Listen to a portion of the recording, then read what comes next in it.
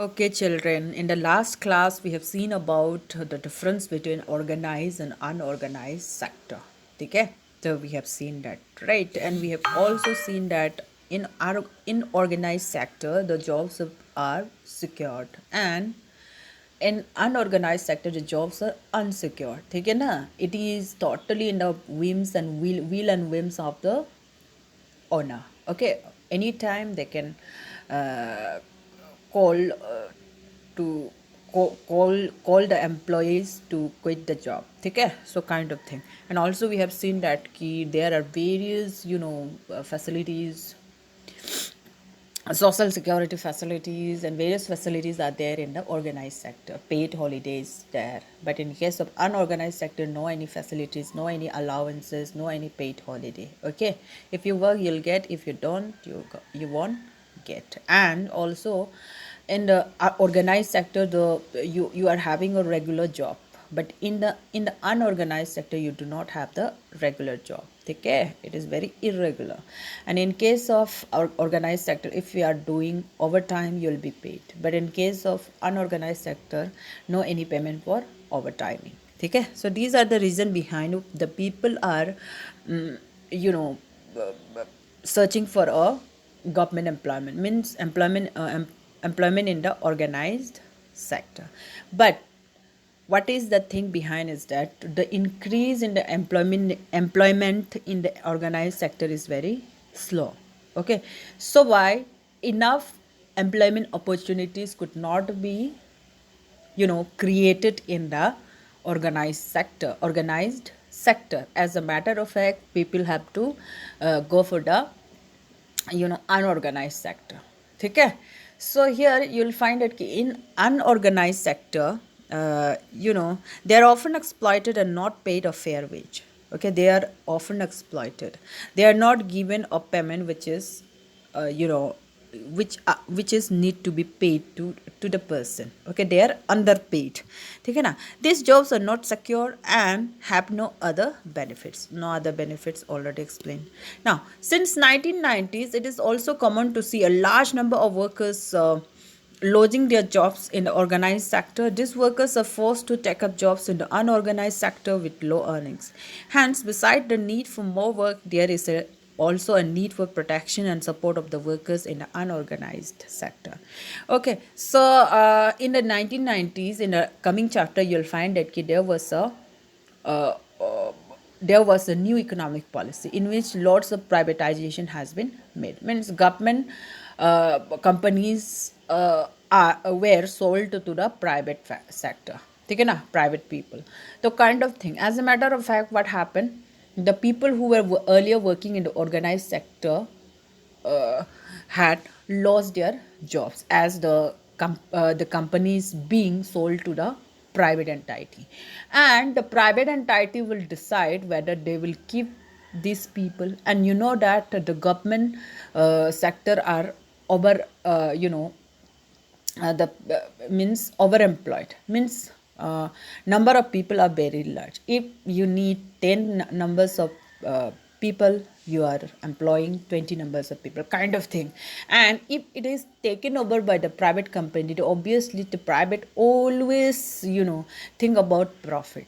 They would not they would not employ 20 people in place of 10 people, the kind of thing.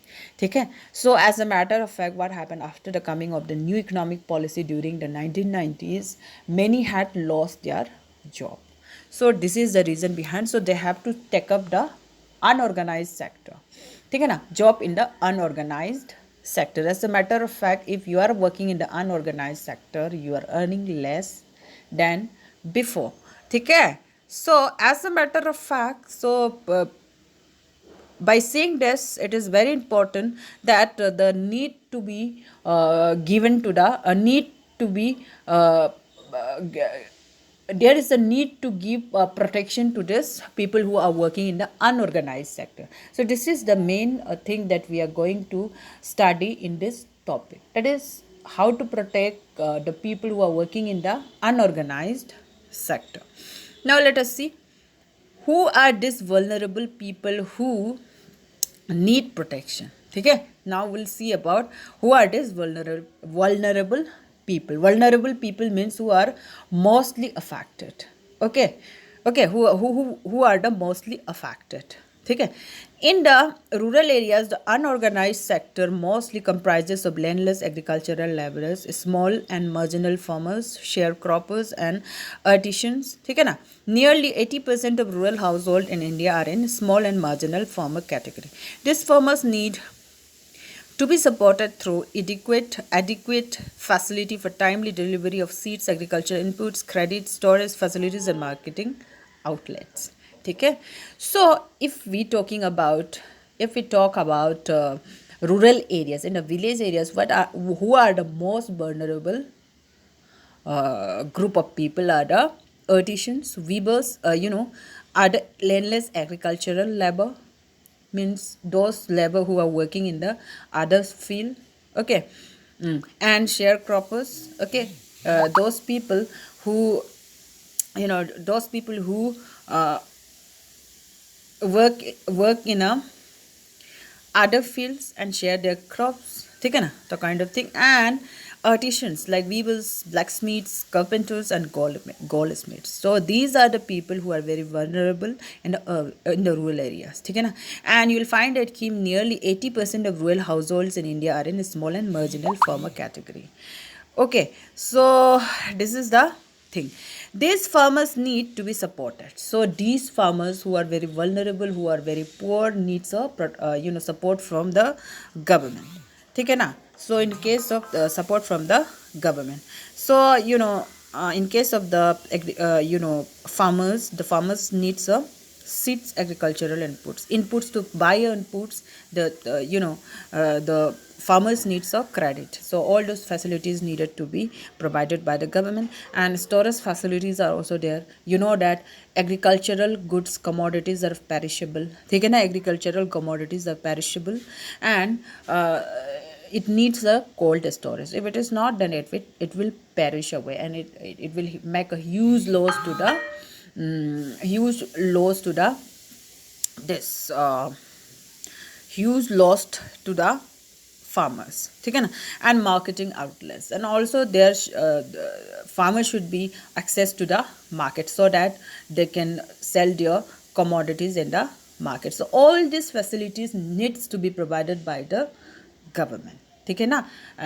Okay, so as a support, so we also find that majority of workers from scheduled caste, tribes, and backward communities find themselves in the unorganized sector. Besides getting the irregular and low paid work, these workers also face social discrimination. Protection and support to the unorganized sector worker is thus necessary for both economic and social development. Okay, so if we see about among the different group of people according to the caste, ठीक है ना. So you'll find that ki some scheduled caste and tribes and backward communities. Okay, so most of them are working in the unorganized sector, ठीक है ना. And at the same time, they are getting, if they are working in the unorganized sector, they are getting irregular and low paid work, ठीक है ना. So these workers also face social discrimination.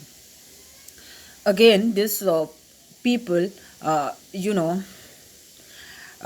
faces of social discrimination. Na, in the Hindu communities, there is some classification of people, varna system like that, no. Kshatriyas, Sudras, Brahmins, Vaishyas, kind of thing. So kind of thing, social discrimination they are also getting. At the same time, they are not economically sound, and they are getting some social discrimination also. So the most affected people are the people from the scheduled caste, tribes, and some backward communities. Okay, so kind of thing. Now, protection and support to the unorganized sector workers is thus necessary for both economic and social development. So why it is very important that we need to have a protection to all those people, so that they does not face social discrimination, economical discrimination. Okay, So why protection of these people are very much required, so that there is no any social disparities among the people of the country, there is no any economical disparities among the people of the country. Okay, so we have seen in how we can protect the people working in the unorganized sector. So in case of the rural areas, you can help them by providing a various facilities which are needed there: agricultural credit, storage facilities, marketing outlets, okay, the kind of thing. And for social upliftment of the scheduled caste, tribes, and backward communities, some laws needs to be brought out, so that they could have a equal level field. Okay, equal means level field in the various aspects. Okay, so these are the thing that the books wants to tell you. Okay, so thank you very much, and in case of any problem, doubts, please put your queries. Thank you.